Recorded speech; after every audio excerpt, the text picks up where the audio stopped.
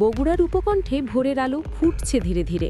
আকাশে হালকা কুয়াশা, বাতাসে মেশিন তেলের ঝাঁঝালো গন্ধ। একের পর এক ওয়ার্কশপে টিনের দরজা খুলছে, মেশিনে হাত রাখছে তরুণরা। কেউ টুংটাং করে হাতুড়ি চালাচ্ছে, কেউ ওয়েল্ডিংয়ের আগুনে চোখের ঢালে কালো চশমা। লাল শিখার আলোয় ভেসে উঠছে শ্রমিকের মুখ। একটা পুরনো রেডিও বাজছে, আমার সোনার বাংলা, আমি তোমায় ভালোবাসি। পাশে দাঁড়িয়ে এক বৃদ্ধ কারিগর বললেন, এই মেশিনগুলোর আওয়াজ শুনলে মনে হয় দেশ জেগে উঠেছে। একসময় দই আর শস্য ভাণ্ডারের শহর বগুড়া আজ পরিণত হয়েছে বাংলাদেশ শিল্প বিপ্লবের সবচেয়ে জীবন্ত প্রতীক। বড় কোনো সরকারি প্রকল্প নয়, বিদেশি বিনিয়োগ নয়, এই বিপ্লব এসেছে মানুষের হাতে, মেধায়, ঘামে। এই শহরের প্রতিটি মেশিনের শব্দ যেন বলে, আমরা পারব, কারণ আমরা কারো দয়া চাই না।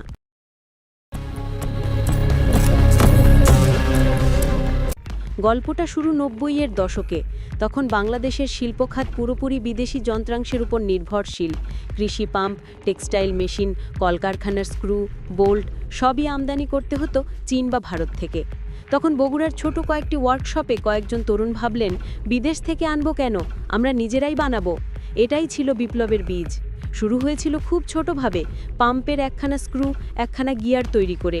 কিন্তু সেই প্রচেষ্টাই আজ ৩ দশক পর ৬০০টিরও বেশি কারখানার এক শিল্পনগরী। আজ বগুড়ায় তৈরি হচ্ছে ২,০০০-এরও বেশি ধরনের যন্ত্রাংশ। ধান কাটার যন্ত্র, power tiller, centrifugal pump, piston, textile মেশিনের খুচরো যন্ত্রাংশ, এমনকি ছোট ছোট ট্র্যাক্টরের যন্ত্র। এই ছোট শহর আজ নিজেই এক কারখানায় পরিণত। রাস্তায় হাঁটলে প্রতিটি দোকানের সাইনবোর্ডে লেখা, মেড ইন বগুড়া মেশিনারি। একজন উদ্যোক্তা হেসে বললেন, আমরা দইয়ের শহর থেকে ইঞ্জিনের শহর হয়েছি। বগুড়ার শিল্পের শক্তি হলো এখানকার মানুষ। তারা হয়তো কোনো বিশ্ববিদ্যালয়ের প্রকৌশলী নন, কিন্তু তারা জানেন কিভাবে একটি যন্ত্রের প্রতিটি শব্দ বোঝা যায়। একজন মধ্যবয়সী কারিগর বললেন, মেশিন বন্ধ হলে আমরা কান পেতে শুনি কোথায় সমস্যা। কেউ কেউ কম্পিউটার দিয়ে করে, আমরা করি কানে।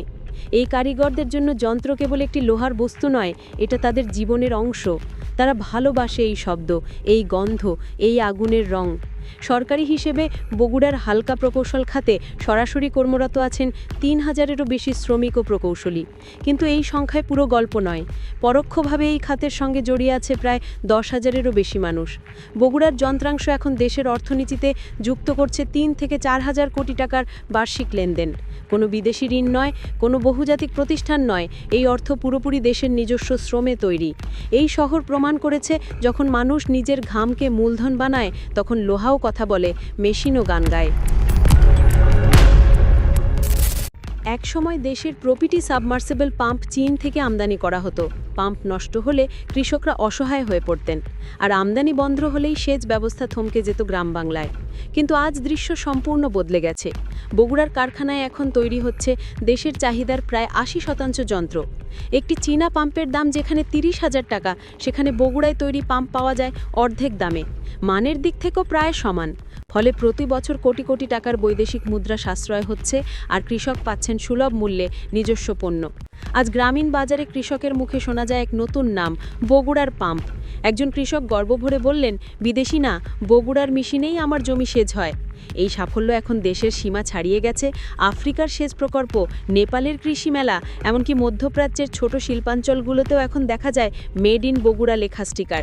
একজন তরুণ রপ্তানিকারক বললেন, আমরা হয়তো বিদেশে যাচ্ছি না, কিন্তু আমাদের পণ্য যাচ্ছে। বগুড়ার শিল্পের আসল বিষয় এখানেই। এখানে প্রকৌশল শেখা হয় বইয়ে না, শেখা হয় হাতে। কারিগরদের বিশ্ববিদ্যালয় হলো ওয়ার্কশপ, ল্যাবরেটরি হলো ধাতব মেশিনের টেবিল। একজন তরুণ কারিগর বললেন, বাবা মেকানিক ছিলেন, আমি ছোটবেলায় স্কুল থেকে ফিরে যন্ত্র খুলে দেখতাম, এখন আমি নিজের ডিজাইন বানাই। এই প্রজন্ম থেকে প্রজন্মে চলা জ্ঞানই বগুড়ার আসল সম্পদ। তারা কোনো নকশা ছড়াই বিদেশি যন্ত্রাংশ দেখে বুঝতে পারেন তার কার্যপদ্ধতি। এমনকি বিদেশি প্রকৌশলীরাও অবাক হয়ে যান তাদের পর্যবেক্ষণ ক্ষমতা দেখে। জাপানের এক ইঞ্জিনিয়ার একবার মন্তব্য করেছিলেন, তাদের হাতে এমন নিখুঁততা যা কম্পিউটারও মাপতে পারবে না। এই হাতের শিক্ষাই বগুড়াকে দিয়েছে আত্মবিশ্বাস। তারা জানে বিদেশি যন্ত্রের প্রয়োজন নেই, নিজেদের মস্তিষ্কই তাদের সবচেয়ে বড় কারখানা। বগুড়ার এই সাফল্যের পেছনে আছে ঘাম আর ধৈর্য, তবে চ্যালেঞ্জও আছে প্রচুর। বেশিরভাগ কারখানায় এখনও পুরনো লেদ মেশিন চলে, ফলে পণ্যের ফিনিশিংয়ে মানগত পার্থক্য থেকে যায়। সিএনসি মেশিন, লেজার কাটিং বা 3D ডিজাইন এসব প্রযুক্তির প্রয়োগ এখনও সীমিত। প্রাতিষ্ঠানিক প্রশিক্ষণ না থাকায় অনেক তরুণ কারিগর আধুনিক যন্ত্রপাতি ব্যবহার জানেন না। অর্থায়নের সংকটও বড় সমস্যা। ব্যাংকগুলো এখনও এই খাতকে ঝুঁকিপূর্ণ মনে করে, ফলে উদ্যোক্তারা সহজ শর্তে ঋণ পান না। একজন মালিক ক্ষোভের সঙ্গে বললেন, আমরা পাম্প বানাই অথচ আমাদের স্বপ্নই শুকিয়ে যায়। আরও একটি বড় চ্যালেঞ্জ এই কারখানাগুলোর ছড়িয়ে ছিটিয়ে থাকা অবস্থান। যদি সরকার এগুলোকে একটি নির্দিষ্ট ইন্ডাস্ট্রিয়াল জোনে আনে, তাহলে অবস্থানগত উন্নতি হবে, উৎপাদনও বেড়ে যাবে। অর্থনীতিবিদদের মতে বগুড়ার এই শিল্প এখন বাংলাদেশের আত্মনির্ভরতার প্রতীক, কিন্তু এর ভবিষ্যৎ নির্ভর করছে সোজাসুজি পরিকল্পনার ওপর। বাংলাদেশ এখন মেড ইন বাংলাদেশ 2030 কর্মসূচি নিয়ে এগিয়ে চলেছে। এই লক্ষ্যে সবচেয়ে উজ্জ্বল উদাহরণ হলো বগুড়া। একজন তরুণ উদ্যোক্তা বললেন, আমরা বিদেশে চাকরি করতে চাই না, আমরা চাই বিদেশ আমাদের পণ্য কিনুক। এই এক বাক্যেই ফুটে ওঠে এক নতুন অর্থনৈতিক দর্শন, স্বনির্ভরতার, মেধার আর স্থানীয় উদ্যোগের শক্তি। বগুড়ার শিল্প আজ কেবল বাণিজ্যের গল্প নয়, এটি বাংলাদেশের সামাজিক রূপান্তরের প্রতীক। এখানে এক কারিগরের আয়ে তার সন্তান স্কুলে যায়, তার ঘরে বিদ্যুৎ জ্বলে, আর তার হাতের ঘামেই জাতীয় রিজার্ভে বৈদেশিক মুদ্রা যোগ হয়। যদি সরকার এই খাতকে প্রাতিষ্ঠানিক স্বীকৃতি দেয়, প্রশিক্ষণ কেন্দ্র, সহজ ঋণ এবং রপ্তানি প্রণোদনা দেয়, তাহলে বগুড়া কেবল একটি জেলা নয়, বাংলাদেশের শিল্প মানচিত্রের কেন্দ্রবিন্দু হয়ে উঠবে। রাত গভীর, শহর নিস্তব্ধ, কিন্তু বগুড়ার শাহজাহানপুরে এক কারখানায় এখনও আলো জ্বলছে। এক তরুণ কারিগর ওয়েল্ডিংয়ের মুখোশ খুলে ঘাম মুছে বলল, এই মেশিনটা যাবে সৌদি আরবে, ওরা বলেছে মান চীনের চেয়েও ভালো। বৃদ্ধ মালিক হেসে বললেন, যেই শহর একসময় দইয়ের জন্য বিখ্যাত ছিল, সেই শহর ইঞ্জিন বানায়, এই তো স্বাধীনতা। মেশিনের গর্জন ধীরে ধীরে স্তব্ধ হয়ে যায়, তবু বাতাসে রয়ে যায় এক ধাতব ঘ্রাণ, যা বলে যায় বাংলাদেশের দ্বিতীয় মুক্তিযুদ্ধ শুরু হয়েছে। এবার যুদ্ধ উন্নয়ন আর আত্মসম্মানের। কারখানার গেটের ওপর লাল আলোয় জ্বলছে লেখা, made in Bogura, powered by Bangladesh.